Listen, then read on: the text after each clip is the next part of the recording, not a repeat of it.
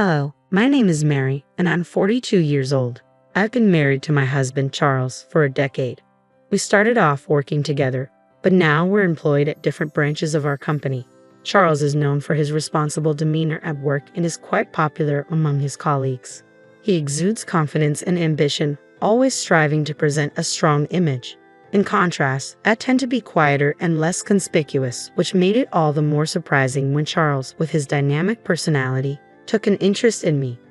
After 3 years of dating, he proposed with a lavish bouquet of roses, making me feel deeply cherished, and I accepted without hesitation, eagerly anticipating our life together.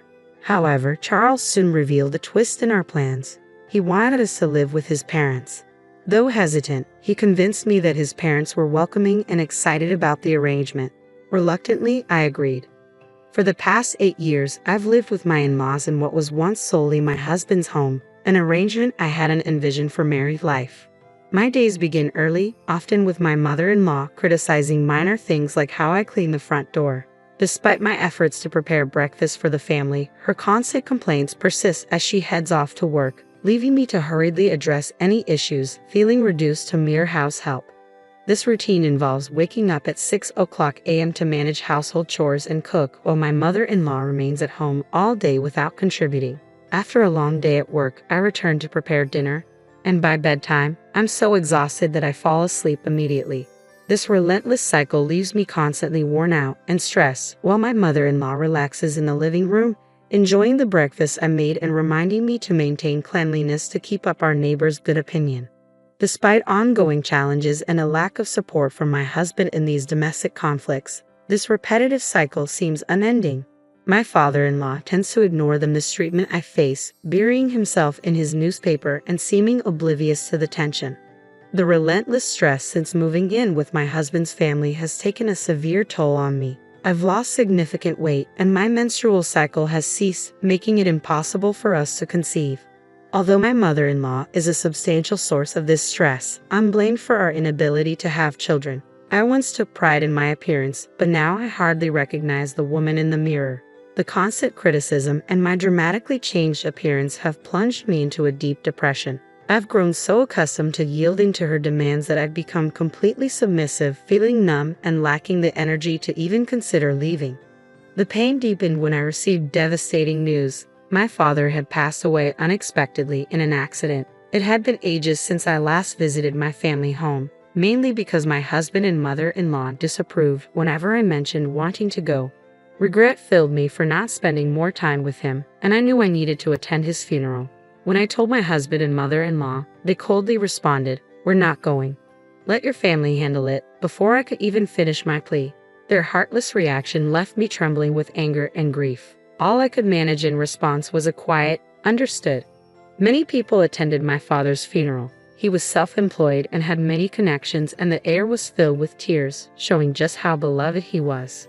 My mother, who hadn't seen me in a long time, was shocked by my frail appearance. "Mary, what happened? You look so thin," she exclaimed with worry. "Are you sick?" Her distress was palpable, and she burst into tears, terrified at the thought of losing another loved one. "No, Mom, I'm not sick," I reassured her, trying to calm her fears. I took a moment to myself in the waiting room, reflecting on my recent years. The lack of comfort and support from my husband and mother-in-law, even during such a critical time as my father's death, only fueled my anger further. I decided it was time to confide in my mother about my struggles at home. Living with my in-laws has been more challenging than I ever anticipated, particularly due to the constant bullying I endure from my mother-in-law. It's wearing me down. During our candid conversation, I shared these feelings with my mother, who listened with deep concern. "I'm glad you're not physically ill, but this doesn't make me feel any better," she said. "Is this why you haven't been visiting?" I nodded, confirming her suspicion, which only deepened her worry. She handed me a piece of paper and urged me to look at it and think carefully about my next steps. It was my father's will. He had always been thorough and cautious, preparing it just in case. As I read through the document, my heart skipped a beat when I stumbled upon a line mentioning an inheritance of $5 million. The shock of such a large sum momentarily lifted my spirits, sparking a flicker of hope. With this money, I could build my own house and leave my in-laws' place. The thought filled me with a sudden rush of excitement and relief. I continued with my usual household chores, but now my mind was consumed with plans for independence. The house seemed to get messier on the days when I was preoccupied with dreams of freedom, as no one else appeared inclined to pick up the slack. The thought of the $5 million inheritance was a constant distraction, even amidst the tense atmosphere at home. Despite everything, my desire to stay with my husband Charles remained strong. One evening, after his parents had retired for the night and it was just the two of us, I decided it was time for an open conversation. "There's something I need to talk about," I began, breaking the silence. Charles looked at me with an expectant expression. "It's about my father," I continued. "I've come into an inheritance." "Oh, how much?" Charles asked, curiosity evident in his voice. "It's $5 million, I revealed. Charles's eyes widened, a mix of surprise and excitement crossing his face. "He left you that much? That's incredibly generous," he commented before pausing and adding, "We should discuss how we might use this money." I felt a surge of relief at Charles's receptiveness. This was the moment I had been waiting for, to discuss our future and the possibility of moving out from under the oppressive shadow of my in-laws. But before I could voice my ideas about using the inheritance to build our own home, Charles interjected with a shocking suggestion. "We need to transfer that money to my mom's bank account right away," he declared. I was stunned. "Why would we do that? The inheritance is mine. It wouldn't be right to give it to your mom," I said, unable to believe what I was hearing. I responded with a laugh, hoping Charles was just teasing. But his reaction was immediate and fierce. He slammed his hand on the table. "What are you talking about? A wife's money belongs to her mother-in-law," he exclaimed. His words were so outrageous that I struggled to believe he was serious. His stern expression sent a chill through me. "I'm sorry, but I don't understand," I replied, bewildered.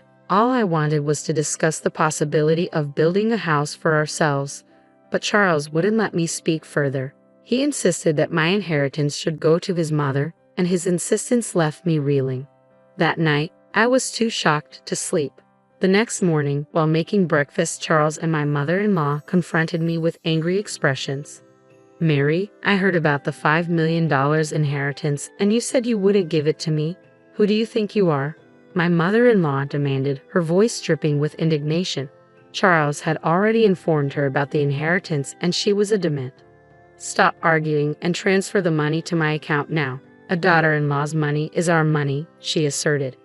Their intent to seize the inheritance was unmistakable, and despite my objections, they continued to pressure me. Eventually, it fell silent. That's when Charles produced a piece of paper. "You're getting carried away just because you've come into some money. I'm the one who's been supporting you. If you don't change your attitude, it's divorce," he threatened, holding up a divorce form already signed by him. "Take this and go back to your parents' house if you apologize properly." Charles's voice was resolute as he said, "I might reconsider." I took the divorce form from him, a rush of memories overwhelming me. I realized that throughout our marriage, I had never received genuine financial support from him or his family. I had been contributing equally to our living expenses, yet all the household chores fell squarely on my shoulders. Despite my tireless efforts, they had consistently treated me poorly. Now, they were trying to claim my father's money. The pressure to give up my father's inheritance if I stayed was immense. But the prospect of leaving suddenly seemed like an opportunity for a fresh start. Holding the divorce papers, I realized I had the power to shape my future. I vowed never to surrender my father's legacy and decided it was time to make a change.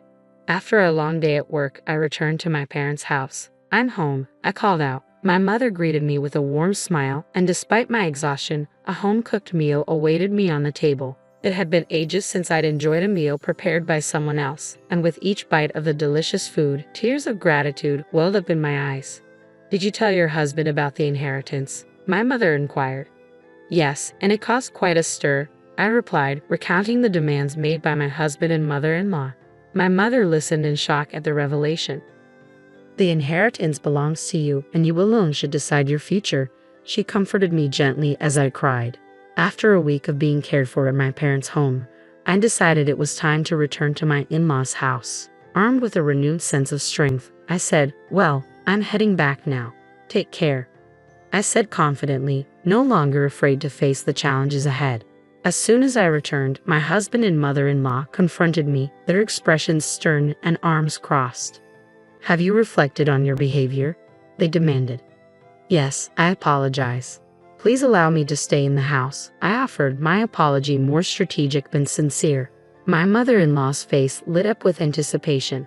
"Well then, hand over the inheritance quickly," she demanded. "The inheritance process is taking longer than expected. I haven't received it yet. It's a complex procedure, so it might take another 7 months or so," I explained, buying myself some time. 7 months? That long? My mother-in-law's disappointment was palpable. "Fine," she said reluctantly. Both my mother-in-law and husband seemed satisfied, thinking their plan was still on track, unaware of my determination to chart my own course despite their demands. I didn't hand over the inheritance, but they continued to nag me about spending a week at my parents' house. "You're neglecting your duties as a wife. The house is a mess. Clean it up quickly," they insisted. The state of disarray and unhygienic conditions at my in-laws' house after just a week was almost impressive. Previously, such chaos would have deeply upset me, but now it didn't bother me in the slightest. I carried out my mother-in-law's commands without letting it affect me emotionally. "It's my birthday, so I'll be leaving. Make sure to keep the house clean," my mother-in-law announced as she went on her annual trip to celebrate. Naturally, I wasn't invited. "By the way, have you received the inheritance yet? It's supposed to come in today," my husband inquired, hinting that the $5 million could make a splendid birthday present for his mother. "Don't forget to transfer it to Mom's account before we get back," my mother-in-law added. The timing of her birthday coinciding with the supposed arrival of the inheritance felt too convenient. As they left, I maintained a pleasant facade, bidding them a cheerful farewell. Once they were out of sight, I sprang into action, ready to execute the plan I had been formulating for so long. They were in for a surprise upon their return, but by then, I wouldn't have to concern myself with their reactions. I packed my belongings and left my husband's family home for good. As I moved into my new house, built with my father's inheritance, I couldn't help but exclaim, "Wow, this is incredible." The relief of finally living in a beautiful place of my own, free from the oppressive atmosphere of my in-laws' home, overwhelmed me. I decided to share this new beginning with my mother, who lived in my hometown. The sense of liberation from dealing with my in-laws was profound. Settling onto the plush sofa in my new living room, a contentment I hadn't felt in years washed over me. To celebrate, my mother and I indulged in a day of luxury, even hiring a chef to make the occasion special. The next evening, my phone rang. It was my husband, his voice thick with frustration. "What the hell is going on?" he demanded, clearly baffled by the empty house he had returned to. "I won't be coming back. Goodbye," I stated firmly, hoping to end the conversation quickly. But then my mother-in-law's angry voice burst through the phone. "What are you doing? Where are you now?" she demanded. "You asked me to clean the house, so I packed up my belongings," I replied calmly, maintaining my composure despite her agitation. "That's not a funny joke. Plus, you didn't transfer the inheritance. How many times do I have to tell you that a daughter-in-law's money is mine?" she shouted. "Huh? I'm single now, you know," I retorted, my patience wearing thin. "Single?" she echoed, confused. "Well, I'm divorced. I was handed a divorce paper, so I submitted it. I'm a stranger to you now. Goodbye." I ended the call abruptly, chuckling to myself at the thought of their stunned expressions. In the days that followed, I received numerous calls from my ex-husband. Whenever I had some free time, I answered the phone, calmly ignoring the insults from both him and my ex-mother-in-law. I recorded all these calls, planning to seek advice from the police. Harassment from an ex is unfortunately common, and I wanted to ensure my safety and peace of mind in my new life. The police acted promptly, visiting my ex-husband's family.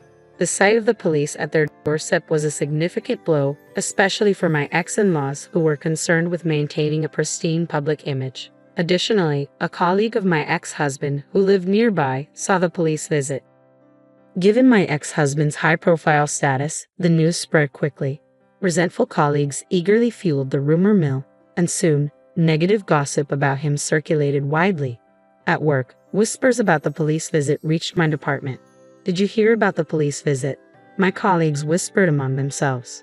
"I'm divorced now, so I'm not really in the loop," I responded loudly enough for others to hear. The gossip-loving employees eagerly spread the news further. It didn't take long for the rumor to reach my ex-husband's boss. "You've been the subject of a lot of negative rumors," his boss remarked during a tense meeting. Caught off guard, my ex-husband could only protest. "What are you talking about? I can't tolerate men who don't appreciate their wives," his boss continued. "Furthermore, these damaging rumors could tarnish our company's reputation. Therefore, I've decided to transfer you." The transfer order was severe, a relocation to a branch office in a remote, least productive region, likened by some to a deserted island. "Do you understand what this means?" his boss added. Everything my ex-husband had worked for up to that point crumbled. There was no hope of advancement in the foreseeable future, and he had no option but to relocate. As for my ex-mother-in-law, she was likely shocked by her son's suddenly tarnished reputation and the dramatic changes that followed. The upheaval took a toll on her, leading her to become withdrawn and, over time, showing signs of depression. Her behavior became erratic, causing disturbances at home. My ex-father-in-law, now the primary caregiver for his significantly changed wife, often lamented about the situation. Despite the strained relations, he acknowledged that a daughter-in-law is still a valuable member of the family. The difficulties faced by my former in-laws seemed almost like poetic retribution for how they had treated me. Meanwhile, my life took a happier turn. Living with my mother, we took up gardening in our spacious backyard. This new hobby brought me immense joy and satisfaction, something I might never have discovered had I stayed in that oppressive household. Gardening revitalized my spirit and improved my physical health, which had deteriorated under the stress of living with my in-laws. I am grateful every day for the decision to sever ties with them and find true happiness and peace in my new life with my mother.